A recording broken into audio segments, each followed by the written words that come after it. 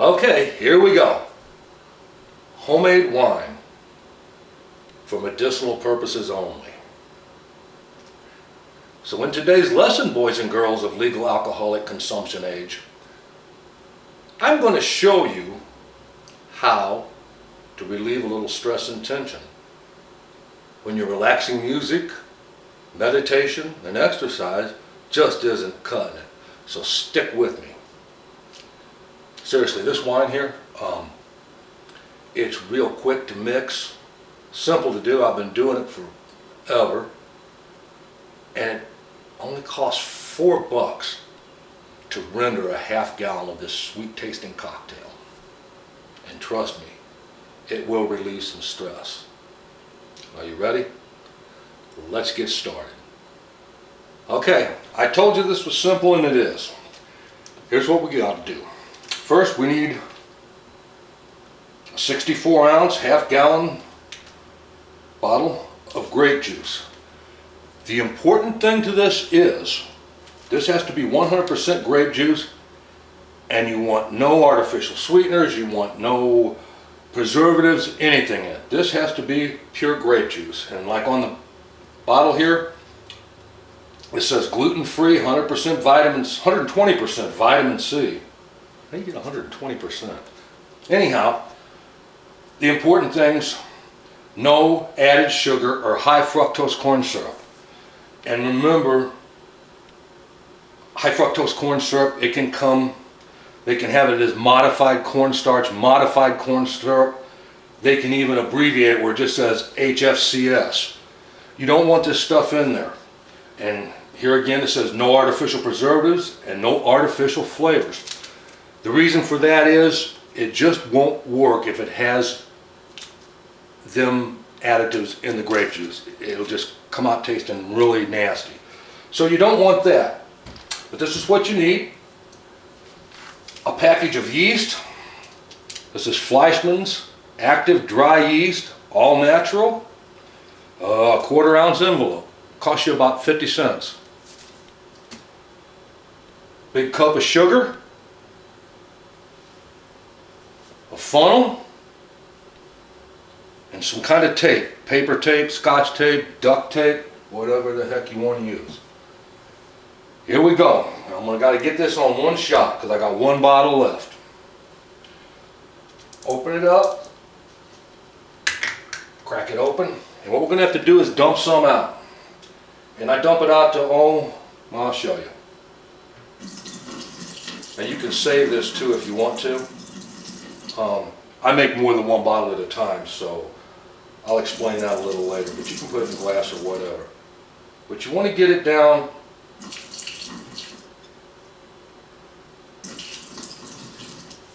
about that far. See where it's down? Right about there. Okay? Now, next, the simple part here. Funnel, and this is a cup of sugar, a little over a cup. You can use 3/4 of a cup, 1 cup, even a cup and a quarter. The more sugar, the more alcohol it's going to make. Just dump the sugar right in there. See how it starts filling up the bottle? That's why you want a little room. Okay? Dump it in there, come up, put the lid on it, start shaking. Now you're going to shake it up here. I'm going to try to get this one. It takes a little bit to get that sugar good and mixed, and you want it mixed up really good. What I do, I'll turn it up and I'll let it sit there for 30 seconds or a minute. And while I'm doing that, I'll get my yeast ready. Take the yeast. Also, a pair of scissors comes in handy too to cut this yeast open with. I don't put it in water. I don't do anything with it. I just cut it and make sure I get it open. Okay? And that's open. Like I told you, this is quick and easy. Now what you do, I take this again and you'll look at the bottom and you'll see some sugar settled on the bottom. Again, we shake again. Probably do that really about 3 times. Take you a couple of minutes. I'm going to try to do this one a little quicker here to get the video going through. Probably going to have to make this in 2 parts anyway because the video is going to run a long time. But anyway, we got our sugar. Get it mixed up. Let it set one more time. Real quick here. And what you can prepare to do, I put mine underneath a cabinet to let it set and ferment. Dark place, kind of at room temperature, and I'll lay a towel or something down there because once it starts fermenting, it might, a little might come out the top here, and I'll show you later, and you don't want to get all over your cabinets. We'll let this settle one more time. Look at, yep, not much on the bottom. So we'll shake it one more time for good measures.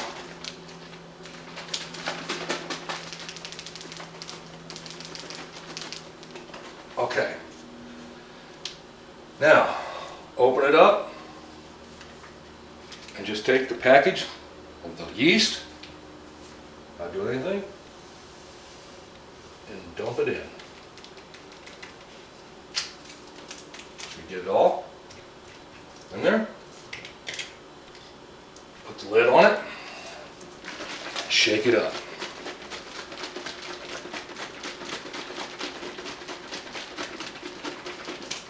And you want to shake it good. What I'll do is, if I start getting a little fizzy, I'll release the pressure. Back on. Shake it up again.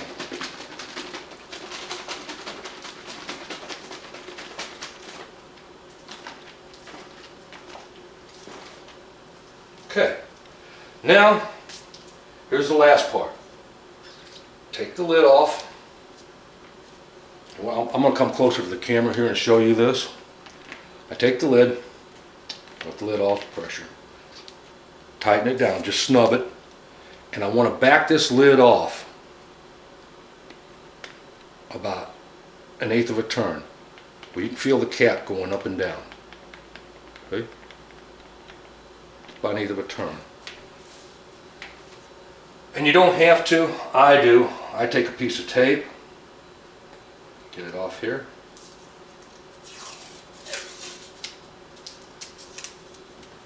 Just so that lid won't move, I'll put a piece of tape on it.